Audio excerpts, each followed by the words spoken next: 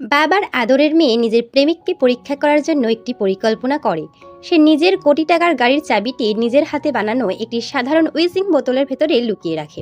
জন্মদিনে সে এই উপহারটি তার প্রেমিক লাল্লু প্রসাদকে দিতে চেয়েছিল।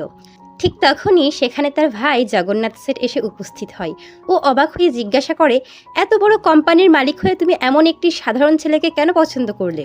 পরি উত্তর দেয়, আমার কঠিন সময়ে ওই আমার পাশে ছিল। বোনের সুখের কথা ভেবে জগন্নাথ রাজি হয়ে যায় এবং সেই ছেলেটিকে নিজের কোম্পানিতে একটি বড় পদে চাকরি দেওয়ার সিদ্ধান্ত নেয়। রাতে অনেক আশা আর ভালোবাসা নিয়ে পরি সেই উইজিং বোতলটি লাল্লুকে উপহার দেয়, কিন্তু উপহারটি হাতে নিয়ে লাল্লুর মুখে বিরক্তি আর ঘৃণার ছাপ ফুটে ওঠে। মনে মনে বিরক্ত হয়ে সে পরীকে পার্টি হলে যেতে বলে। এরপর সঙ্গে সঙ্গে বোতলটির ছবি তুলে বন্ধুদের গ্রুপে পাঠিয়ে সেটি নিয়ে হাসাহাসি শুরু করে। এমন সময় বাইরে দাঁড়িয়ে থাকা একটি কোটি টাকার বিলাসবহুল গাড়ির দিকে ওর নজর পড়ে।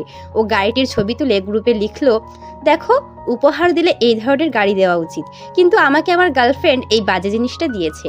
বেচারা একবারও বুঝতে পারেনি বাইরে দাঁড়িয়ে থাকা ওই বিলাসবহুল গাড়িটি আসলে ওর জন্য ছিল।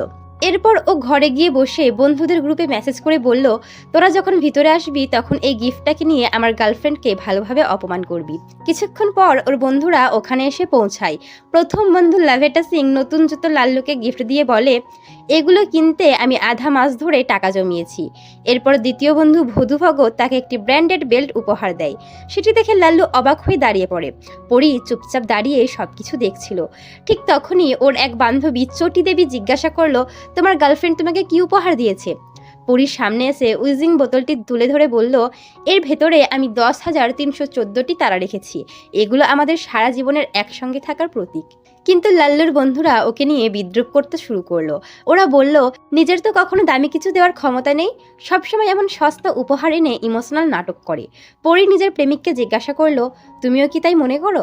লাল্লু খুব ঠান্ডা গলায় বলল, হ্যাঁ, তোমার এই উপহারটা আবর্জনার চেয়েও বাজে। এই কথা শুনে পরীর চোখে জল এসে গেল। সে কাঁদতে কাঁদতে বলল, এর মধ্যে আমার 3 বছরের সত্যিকারের ভালোবাসা লুকিয়ে আছে। কিন্তু লাল্লু রাগের মাথায় সেই উইজিং বোতলটি সোজা মেঝেতে ছুঁড়ে মারল। বোতলটি ভেঙে যেতে ভেতরে থাকা সব তারাগুলো চারিদিকে ছড়িয়ে পড়ল, আর সেইগুলোর মাঝখান থেকে বেরিয়ে এলো সেই বিলাসবহুল গাড়ির চাবি। চাবিটি দেখেই লাল্লু, চটি, লাভেটা, ভুঁদু সবাই হতবাক হয়ে গেল। এখন কি বাবার আদরের মেয়ে নিজের বিলাসবহুল গাড়ি নিয়ে সেখান থেকে চলে যাবে, নাকি গল্পে আসবে কোনো নতুন মোড়? তা জানতে কমেন্টে পার্ট 2 লিখুন এবং চ্যানেলটি সাবস্ক্রাইব করুন। আর আপনার প্রেমিকা যদি আপনাকে উপহার হিসেবে গোবর দেয়, তাহলেও চুপচাপ গ্রহণ করবেন। কে জানে তার ভেতরেও হয়তো কোনো হীরা লুকিয়ে আছে।